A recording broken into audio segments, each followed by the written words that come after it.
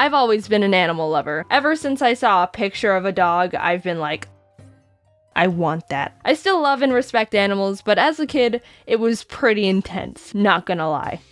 Can we get a dog? Can we get a dog?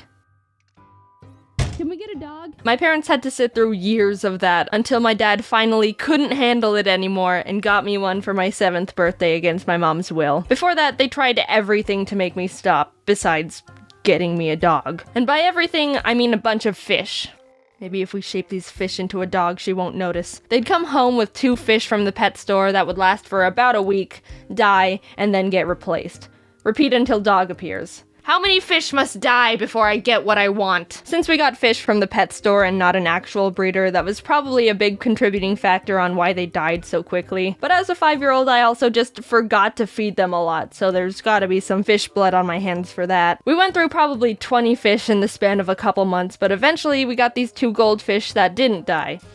A true miracle. They were pretty resilient little dudes. One was Goldie, and the other was probably named Fishy. Probably some of the most creatively flawless names I've ever known. But after a while, Goldie turned white, so I renamed it Rainbow because I thought it was cool he could change colors. I learned 13 years later from my marine biology teacher that Goldie/Rainbow was probably diseased, which makes the color change less exciting. We eventually gave them away to my mom's friend and they died. But that's all besides the point. My parents got me an army of fish and a dog I named Scruffy, but that was it. I wasn't able to crack them any further than that. And believe me, I tried. My parents had to become stone-faced, emotionless soldiers to keep my non-stop beseeching for more creatures at bay. After they got me a dog, I was pretty satisfied for about a year and a half until I decided I wanted a mouse. Something about their cute little faces and how they crawl with their cute little feet and their freaking ears made me obsess over having one, and my parents got to hear all about it. I asked my parents for a mouse for years, promising how I'd take care of it and blah blah blah, the whole thing. My mom pretty much hates rodents because she thinks their tails are weird, so there was no budging on that one. She tried to get me to stop by saying,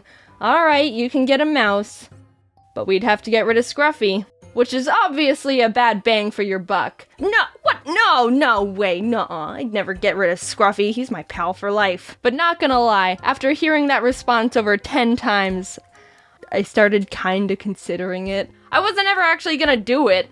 I was just getting desperate, alright? When I was 10, I wrote on my Christmas wish list that I wanted a mouse because I thought for some reason I'd foiled their plans and found a loophole. Ha! You can't override the power of the holy Christmas spirit. Christmas morning rolled around and I ran into the living room where all the presents were to not only find no mouse, but a computer mouse.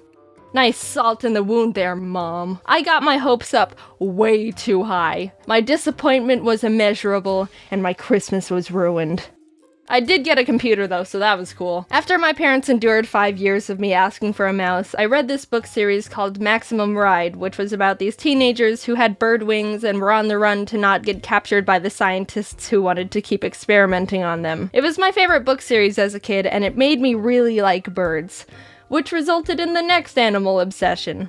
I swear to God, if I hear one more mention of a mouse again, I'm gonna— Mom, can we get a yellow-naped Amazon parrot? Yes, I started loving birds back when I was in 6th grade. Everyone say a big thanks to James Patterson for creating this bird-obsessed monster. At the time, I wanted one of the big boy birds. A yellow-naped Amazon parrot, to be exact. I would spend hours just watching all the YouTube videos I could find of them and sending them to my parents like, Look how great they are! You totally want one now, don't you, after watching one play in a box and sing Old MacDonald? This was a whole new type of fixation. I mapped out on the ground where the cage could go with tape, googled where Amazon parrot breeders were near me. I made multiple PowerPoint presentations for my parents on why they should let me get a parrot. It was intense, and the pressure was on. My mom was even like, "So how about that mouse?" But no, Mom, that ship has sailed. Now I want a 15-inch parrot that lives for 80 years. They started telling me, "You can get a bird when you move out." And from then on, it was my goal to get out of my parents' house as soon as I could. Obviously, I never got a yellow-naped Amazon parrot, but I never really got out of my bird phase because I've got this thickums right here. I was pretty self-aware that asking for a parrot was a long shot, so even though I still wanted a bird, I dialed back my animal requests, and when I was 14, I started really liking flying squirrels. They were my favorite animal for a while, and that's when I realized people can have them as pets.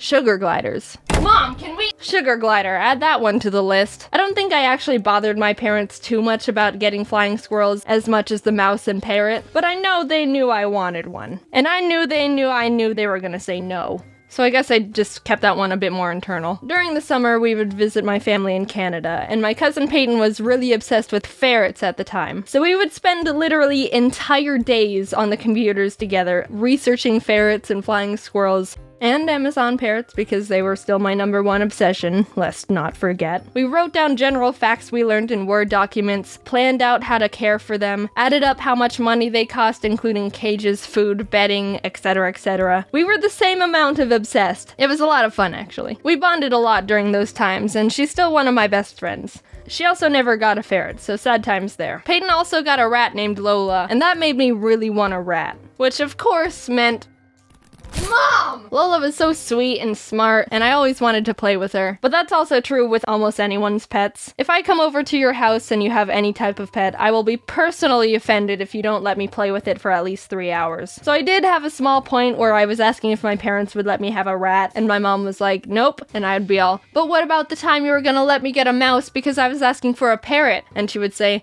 nope, that ship has sailed. Touché, mother. During 10th grade, I was also starting to really like raccoons. I thought they were sneaky and cool, and I googled if people had them as pets as a random, not serious thought. But surprise, surprise, some people do have raccoon pets.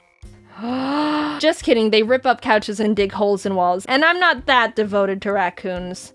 But I still dreamed about having a raccoon buddy someday. Finally, I graduated from high school and moved into a dorm in college that didn't allow pets, which was torture for me. I waited all this time to move out, and I'm still not able to bring a horde of mice, rats, birds, sugar gliders, and maybe a raccoon into the rooms. But YouTube started kicking off shortly after, and I moved back in with my parents to pursue that. Flash forward a bit, and I was finally able to get Ari. After 10 years of wanting a bird, I'd finally done it.